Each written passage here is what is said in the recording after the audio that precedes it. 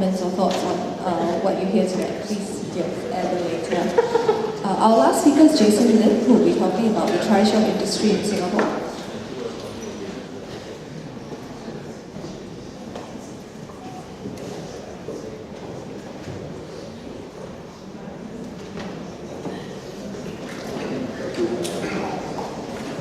Right, thank you very much for coming to this session. Okay, I shouldn't be standing here, I'll be talking to Steve.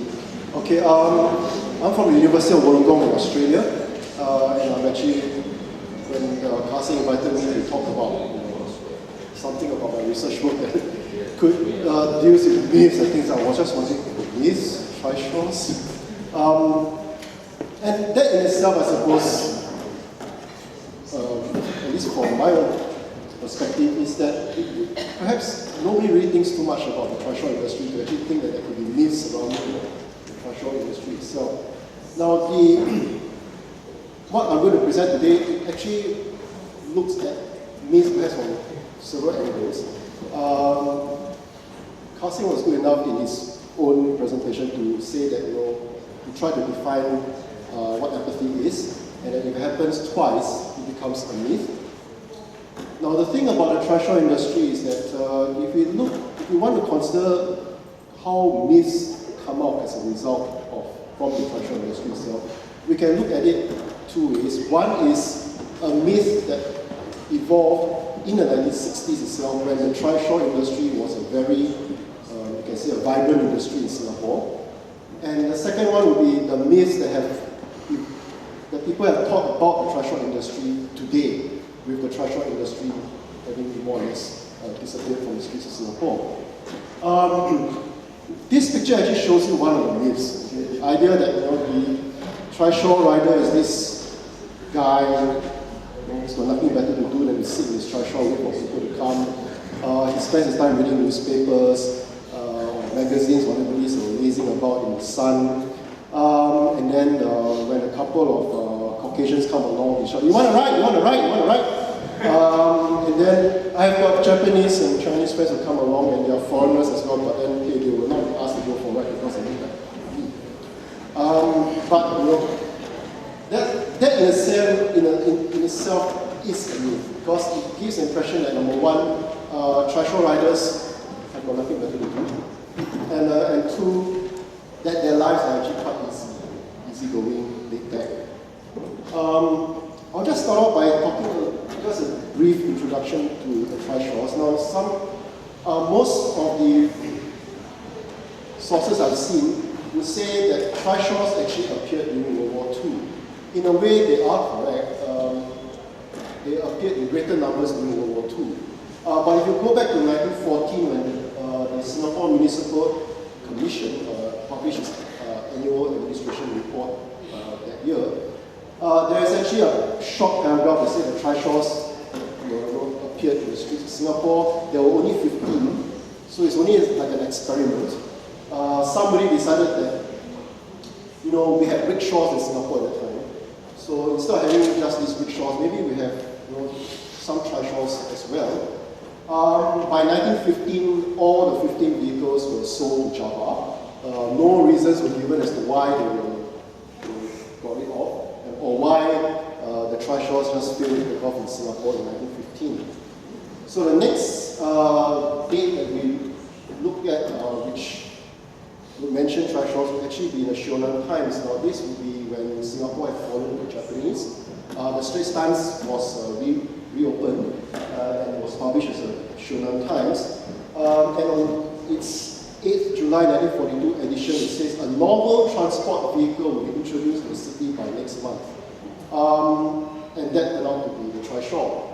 And it turns out that somebody, the newspaper named the person as Sunny Tan, but I don't know whether or not the person really existed or it's just something that the newspaper decided to come up with. Basically just took a rickshaw and bolted it to a bicycle. You think about it, okay, that makes sense, right? But it was seen to be a big thing at the time. Now, again, why was it a big thing? You have to understand, again, during the Japanese occupation, when petrol prices were skyrocketing, you hear of stories of how people would burn palm oil just to start the vehicles and that kind a rickshaw or trishaw would probably be the most popular means of transport at the time. Now, after the war, when the British came back, there were calls to actually ban the rickshaws on humanitarian grounds. Now, the rickshaws were actually introduced in Singapore in 1880. By 1945, when the Europeans, when the British came back, they thought that the rickshaws were kind of inhumane. Getting somebody to carry you and running long distances. And there are oral history interviews in the National Archives where they interviewed ex-rickshaw pullers, and there's actually somebody who's a rickshaw puller who said that he actually pulled the rickshaw and ran from Chinatown to Punggol. Now you can imagine that kind of distance. So from the British point of view, when they came back, this was inhumane. Maybe we should replace the rickshaws with something else, and the trishaws then will seem to be the better alternative. So the rickshaws were officially banned on the 1st of May 1947. The British decided enough was enough. They got rid of the rickshaws, and all the rickshaw pullers were then expected to either do two things. If they are too old, too weak, or considered destitute, they will actually be sent back to China. No choice. It's like, it's quite a nasty thing to do, but they were all sent back. And basically, the British put them onto the ship. Social welfare officers would make sure that they were okay. A shipping company will arrange for them to be sent back to Fujian province. Once they disembark from the ship in Fujian province, it's really not a concern of the British government anymore. It's now the provincial government of Fujian to deal with it. But the thing was that by 1st of May 1947, the public had already begun to shun rickshaws for trishaws. Several reasons. One, trishaws were seen to be a faster mode of transport than rickshaws. And the other thing was that in 1947, trishaw prices were actually cheaper than rickshaws. So it makes more sense that if you want to go from point A to point B, you go for the trishaws. So this is probably one of the few pictures that you find where a rickshaw and a trishaw will actually be going together. This was a Bras Basah Road. So within 2 weeks after this photograph was taken, the rickshaws were finally banned. The other thing about the rickshaws and the trishaws is that initially there were two different groups of people. So the rickshaw pullers were one group of people, they had their own group, or they lived together with fixed accommodation and so on. And the trishaws were another group. So after 1st of May 1947, essentially the rickshaw pullers, those who were young, healthy, they moved over and became trishaw riders. Now, who were the trishaw riders? Essentially, they come from two minor dialect groups. I'm not sure how many of you have heard of these two groups, the Inghuas and Hoktias. They form less than 1% of the Singapore Chinese population. Okay, not even the Singapore population, Singapore Chinese population less than 1%. In fact, there was a census in 1947 where they counted the number of Hoktias as about 1,000, so it's like really, really small. The interesting thing is that these two groups lived mainly in the old District 7 and 8, so Bencoolen Street, Desker Road, York Road, Little India, that side, as well as Victoria Street. So if you imagine from Victoria Street all the way up to slightly beyond Little India. And they were unionized. Okay, again, the image of trishaw riders has been, people got nothing better to do than to go around riding the trishaws. People have forgotten that there were associations that looked after the trishaw owners and trishaw riders. Now, one is the Trishaw Owners Association. Now, these were mainly bicycle shop owners of bicycle shops. And the reason why is because usually bicycle shop owners would sort of build the trishaws and then rent them out. So they formed the Singapore Trishaw Owners Association in 1947, and it closed in 1978. You had a rival owners association, the Trishaw Industry Proprietors and Manufacturers Association of Singapore. What a mouthful. They were the former Rickshaw Owners Association. Now, after 2 years, the British looked through their registration papers and found that they had registered incorrectly.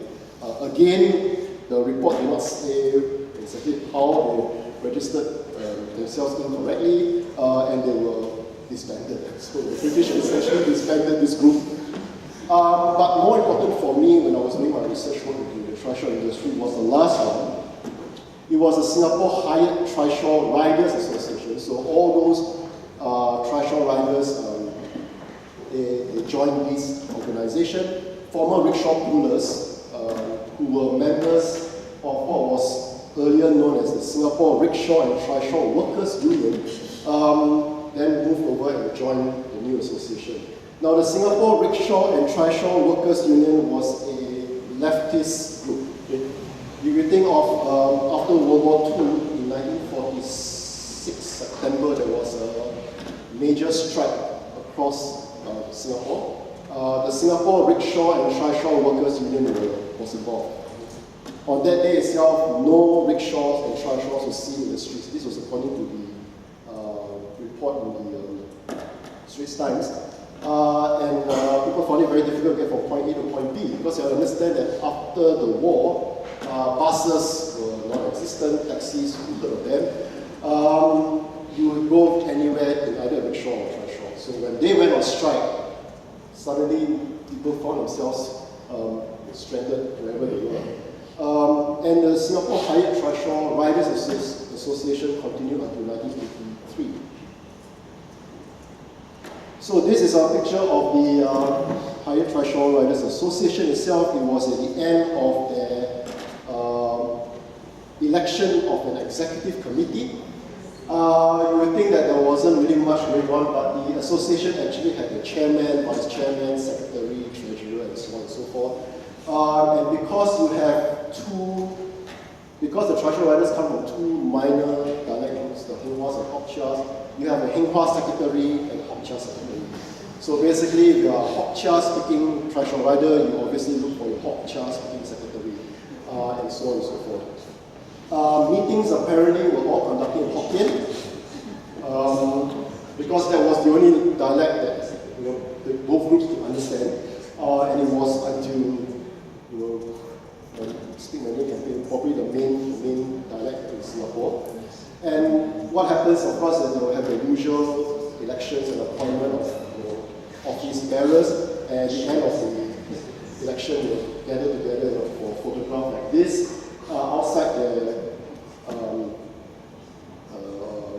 association building, and usually they'll invite somebody from the government to witness the election. So in this case, it's this guy over here, Mr. Chan Chi Seng, who was the PALSEC Parliament Secretary to the Minister for Social Affairs. And this is the meeting in session, and they actually keep very meticulous minutes. The minutes actually tell you that, oh, so-and-so said this, we should do that, must raise funds for this, and other issues that were of central concern to the association members as well. Now, the thing is, we think of what happened after World War II. Trishaws appeared during the Japanese occupation. The British came back and we found that, wait a minute, when we left Singapore, these things didn't exist. Now that we're back, there are something like 10,000 trishaws going all around the city in Singapore, and Karsing has shown the city limits at that time. So what would a government do when you've got too many things going on and you are not sure whether or not these things are beneficial to you or to the people of the state or the colony at that time? So what you do is regulate them. Right? Some things have remained unchanged since the 1940s. When you're not sure whether these 10,000 trishaws and trishaw riders pose a threat, you should regulate them as soon as you can. And then they hit a problem. They came back in 1940. The Municipal Commission started its meetings in 1946, and they said, right, we want to regulate these people. We don't have the laws. How are we going to regulate them? So they looked through the old municipal ordinances that were passed And they found this one, Part 13 of 1937 Municipal Ordinance, which dealt with horse carriages, carts, and rickshaws. And the Municipal Commission minutes actually say that when we deal with trishaws, for convenience sake, trishaws are rickshaws. Those were the words, trishaws are rickshaws. And after that, you have the trishaw, the registration and licensing regulations. The regulations became bylaws, and these bylaws actually state that riders have to wear a standard set of clothes. And I'm not sure how many of you could remember, but even as late as the 1980s, you might see some old trishaw riders dressed in blue shirt. That was a standard set of clothes. They had to wear that by law. Trishaws could not carry advertisements and so on and so forth. This is amazing how these bylaws actually continue all the way down 40, 50 years later. If you think back, for those of us who remember, the old trishaws which were green in color, the yellow hood. Okay, if you look at the back of the trishaw, there's actually a yellow disc that says SMC followed by a number. That number is the trishaw number. SMC stands for Singapore Municipal Commission. And as late as 1995, 2000, I still see those green trishaws with SMC on it, even though the Municipal Commission disappeared like long ago. There were road tests for trishaw riders from June 1947, okay? You need a license to ride a trishaw. You will be tested on how you control a trishaw. So, you are the trishaw rider, you sit on the bicycle end, the examiner will sit in the bin, and then the inspector or the examiner will tell you, exactly the way you drive the car, go straight, turn left, turn right. Go back and then park your trishaw, that sort of thing. They would go along certain routes, they will be tested on road sense. So if you see a traffic light, it turns straight, what must you do? If you fail to stop, minus points. Knowledge of hand and light signals, so you're turning left, turning right, and so on. You also have to know, if you're a trishaw rider at the time, you also have to know the rates of hire. 1 mile, 10 cents or something like that. So how much you have to charge your passengers. And then again, design and manufacture was also decided by the bylaw. So if you notice today, all our trishaws, they tend to look the same. They go back to this period. The height of the trishaw from the top of the hood to the ground is 4 feet 8 inches, which is about this height. And so on, the width of the body, the length of the body, and then the overall length of the trishaw, which means the bin, and then the front bin with the bicycle. How long it has to be, how tall it has to be, and this kind of thing. It explains why when you look around, you don't find trishaws with whatever trishaws we have left. They're all, you don't have one where the passengers in front or the passengers sitting behind a rider and that kind of thing. It's because it's all standardized back in 1948. Now, when it comes to the relationship with the public, the trishaw riders actually had, enjoyed certain sort of mixed reactions when it comes to the public.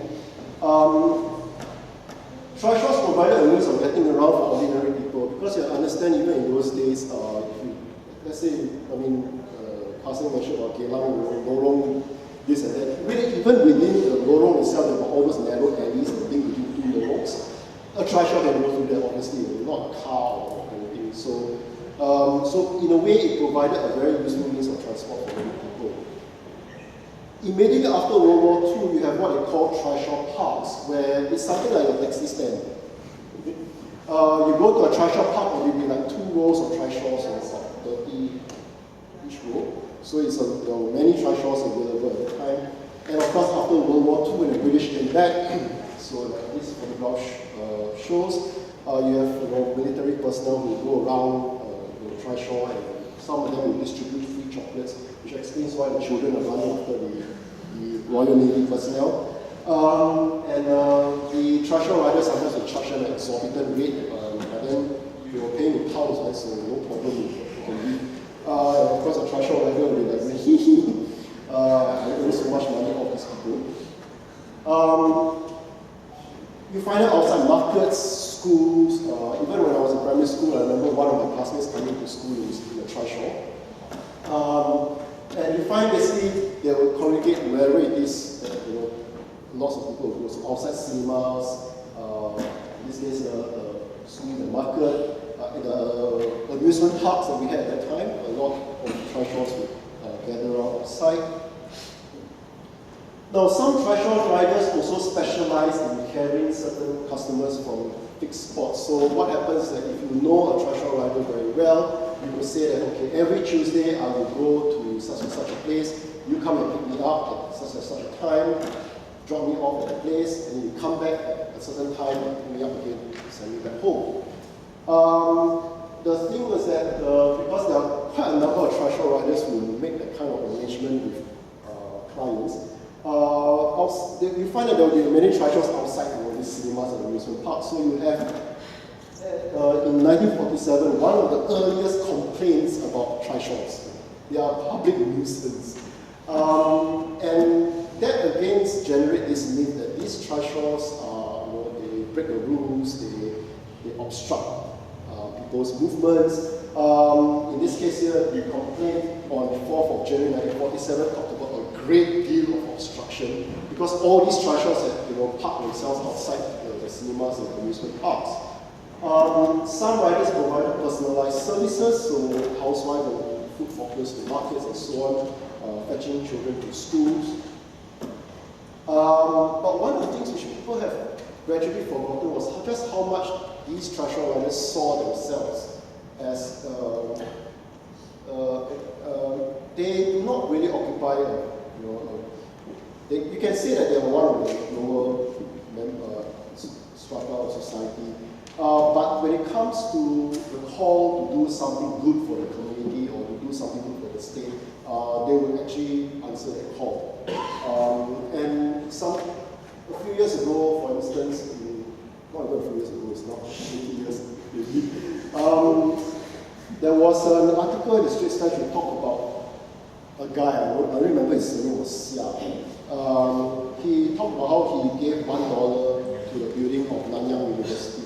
And he felt as if, the quote from the Straits Times was, I felt as if I had donated a brick to the university. That kind of public spiritedness is something that comes out even from the trishaw riders.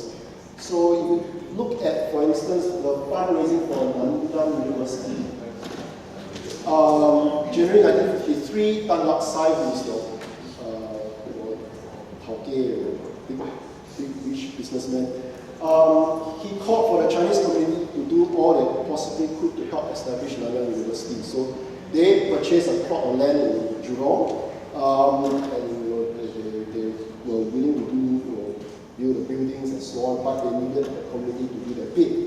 So the hired Trishaw Riders Association responded by scheduling a charity ride. So what the charity ride will do is, on 20th of April 1954, all the Trishaw riders who are members of the association will gather at a spot, it was a middle road, and from there they have a can in front of them, a flag, to say that this is for a charity ride for Nanyang University, and they pick up passengers, and the passengers, instead of paying the fee to the Trishaw rider, they could donate whatever amount they want into the can. So at the end of the day, all the cans will be collected and the money will be counted. So about 1,577 Trishaw riders took part in the charity ride. Some Trishaw riders who did not take part in the ride actually helped by donating food and drinks to those riders who were involved in the charity ride. The Trishaw Owners Association promised that if there were any trishaws that broke down on that day, there would be free repairs. Things like the rubber tube of the tire would be flat or whatever it is, or cut or whatever it is, so it will all be repaired free of charge. And if you look at the total collection, this was 1954, $21,535 is a lot of money.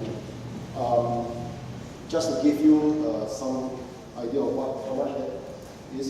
A few years ago, I met a guy who bought a plot of land in Bukit Timah in 1955. He paid $1 per square foot.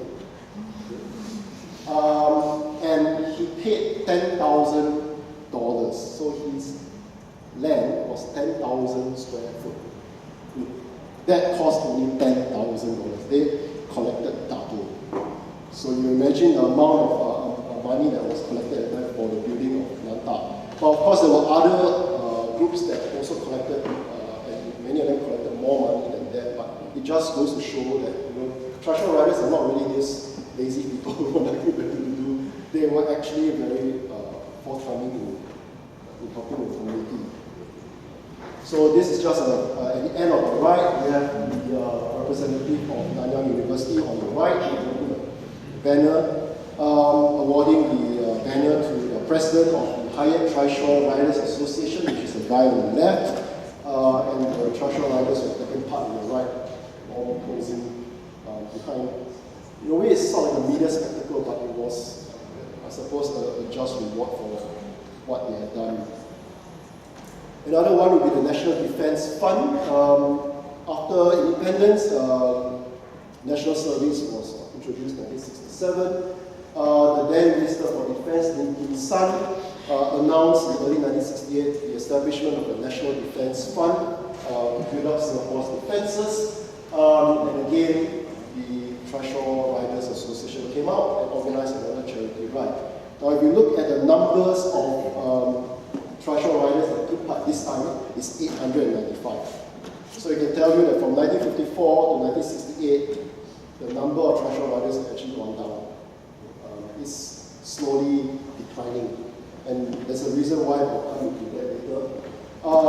The thing is that no matter how hard I try, I could never find the amount that they actually collected for the National Defence Fund. The only hint I could have is that the Straits Times reported that the amount was expected to exceed 8,000. So it's still quite a substantial amount for a national cause at the time. And the same thing happened. You put a can, you donate whatever amount you want into the can, and you count the amount of money collected at the end of the ride. So this was the Trishaws preparing for the charity ride. You can see that there's a can over here. Oh, these are milk cans, sorry. Milk tin can. But the flag down there which tells you that they are going for a charity ride. And it's all, again, they all congregate in one place and they all go off together. And they spread all around the island, so it didn't matter where they go. So at the end of the day, they gave the donations to the house site again. Mr. Chan Chi Seng. You can see that, I suppose, very enthusiastically telling him just how much they earn and what this can is, how much is in this can, and so on and so forth. It is not so clear in this picture, but you can see that they also have the standard uniform, the standard set of clothes that they had to wear from the bylaws that were passed in 1948. So after 20 years, they still dress like that. Now the thing then is public perceptions. Now for all the good things that the Trishaw riders have done, how did the public actually view them? Now if you look at travel brochures and personal recollections, many of them actually conveniently sort of overlook just how tough the Trishaw riders' life can be. It's very hard life. It's not easy just riding. It's not like we ride a bicycle and when you put somebody at the back and then you just cycle off. There was an outcry in Singapore, I think in 1995 or 96, I remember, when this fat Caucasian guy threw himself on the bin, and you have this Trishaw rider who was cycling up the hill and he was like standing up because he was like really pressing down the pedal and people were going, what? And the same reasons came out. The reasons why rickshaws were banned was because it was inhumane. Now, why are Trishaws still around? It's inhumane. The same reasons have come back, the same reasons are coming back to have the Trishaws removed. So, Swinstead and Haddon actually wrote a book about visiting Singapore back in 1981. The part in red is the one that made me feel very sorry actually for the Trishaw riders. They say, do not feel sorry for him as he struggles with the pedals. It's really, really hard work. But the way they say it is like, apart from the attraction of actual visual, there's this frail-looking but nevertheless wiry rider. As you embark on your mottorless ride into history, do not feel sorry for him. It is his job, his life, he knows nothing else. Don't care about these people. Just feel so sorry for them.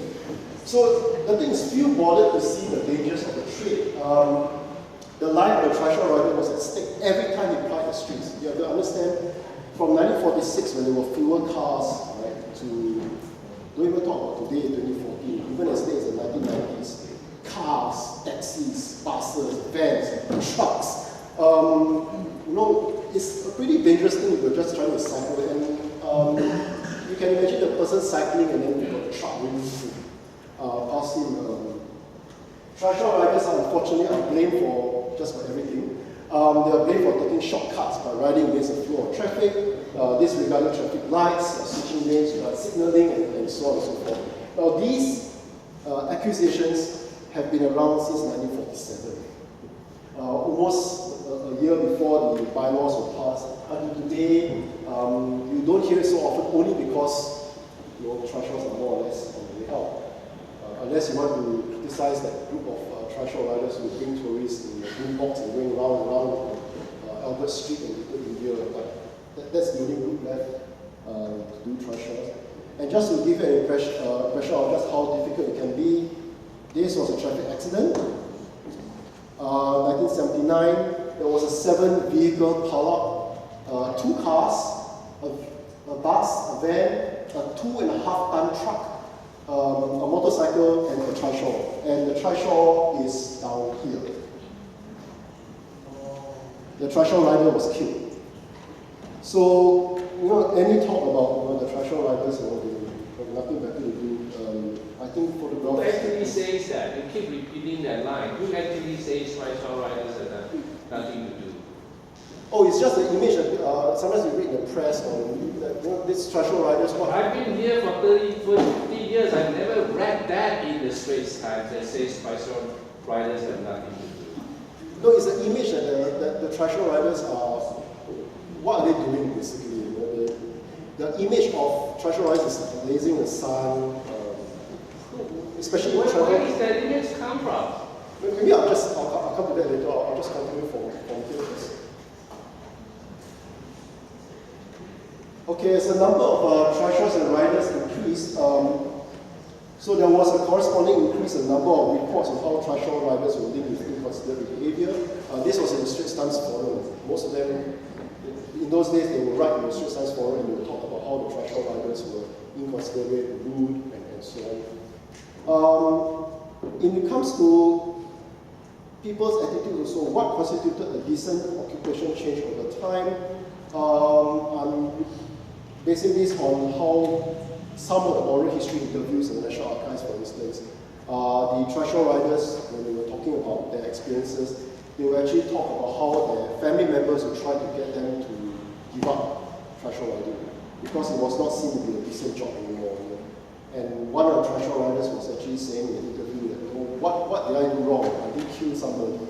It is to me a decent job. We have to understand that by the 1980s or so, many of these Trishaw riders were in the 50s or 60s. They probably got nothing else. They were not well educated. Trishaw riding was probably the only job that they knew. Also, in the Straits Times Forum newspapers, you find that Trishaw riders were somehow accused of prostitution, gambling, and so on and so forth. Kasik talked about how then the squatters would beat up land inspectors. You have reports, government reports of vehicle registration department inspectors getting beaten up by Trishaws. And the reason why is because Trishaws have to go through an annual inspection. Right?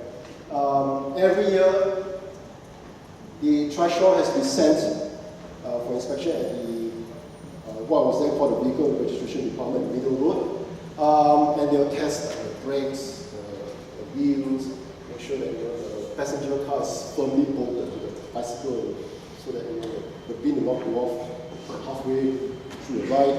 And generally, if you pass if the trishaw rider passed the test, then the vehicle will be given back to him. If not, then the bicycle or the trishaw will then could be taken away by the department for repairs. And sometimes when that happens, of course, we deprive the trishaw rider of an income, and there were cases, therefore, of trishaw riders being very angry with vehicle registration department inspectors. And throughout the meetings, at least you look at the minutes of the meetings, they will refer every now and then to possible corruption in the vehicle registration department. So the idea was that maybe some of the trishaws were declared unfit for rides because there was not enough bribes given or something. The incineration is there, but the minutes didn't really record it. But they did have a problem with vehicle registration department inspectors. Again, this is how part of the regulation thing that went on at the time. Trishaw riders had to wear an arm badge, so it's a problem here with the number, the personal number on the badge. Again, there was much unhappiness over this issue. When I looked at the minutes, it seemed to be a small thing, but there were protests by what was then the Rickshaw and Trishaw Workers Union, and they threatened to go on strike. Eventually, the strike was called off because negotiations continued with the colonial government at the time, or the municipal commission, and the arm badges will be replaced by badges on the rider's chest. So you still have some identification number anyway. So instead of having an arm badge here, you just have a badge on the chest. But the more important thing was that the union had obtained the right to conduct all the licensing tests. So earlier on I mentioned about how inspectors would test the riders. Now the union will be the one doing it. Since the 1950s, the municipal commission had continued annually to reduce the number of trishaws and riders. There was an attempt to ban trishaws in 1955, but that was not carried because in 1955 trishaws were still an important part of Singapore public transport scene. There was a master plan that came out in 1955, which said that trishaws were a traffic hazard, and there were some plans to try to reduce the trishaws annually every year. So much so that by the time the next master plans came out in 65, 75, 85, trishaws were no longer seen to be a problem. From the 1970s, actually from the 1950s, trishaws were actually banned from certain streets and places. So it's just a way to get all the trishaws out from certain streets. 1952, 1956 in City Centre, and in 1974, 29 major roads between these hours. The Higher Trishaw Riders Association protested in 1974 when the last ruling was passed, but their views were dismissed by what was then known as the Registry of Vehicles. But from the 1970s itself, the Straits Times actually carried an article which says that trishaws were shot in the arm for the tourist industry. Humphrey B. Baird visited Singapore in 1972. He went on with trishaw, and somehow or other it's become a part of the Singapore tourism scene since then. I'm going to make this very fast because I've just been told that my time's coming up. So when you consider about the making of a myth, in the 1960s, there's the idea that trishaw riders were engaged with various kind of criminal activities, and they were always the ones breaking traffic rules. So the idea that they go against the flow of traffic, they don't signal properly, and so on and so forth. Today, we have the myth that comes up as a result of nostalgia. We think back on the past and we look at, especially in some oral history recordings I've heard, the idea was that if you live along East Coast Road, for instance, we always talk Becak and go from point A to point B. The thing is that when it comes to this, it's usually the service that's remembered, right? The fact that the trishaw came and picked you up to go somewhere. But how difficult the life was for the trishaw riders is usually not known. And we're talking about apathy. It's pretty much may or may not be known to people who are riding the trishaws. You have tourism, the Asian experience. So this is from the website, Singapore's only licensed trishaw operator. In the 1990s, there were 3 companies. Today there's only one, and this is the one that goes around Albert Street to Little India for $39 with an adult. If you want to then extend the journey to Singapore River, that's $49. Take a trishaw ride with you.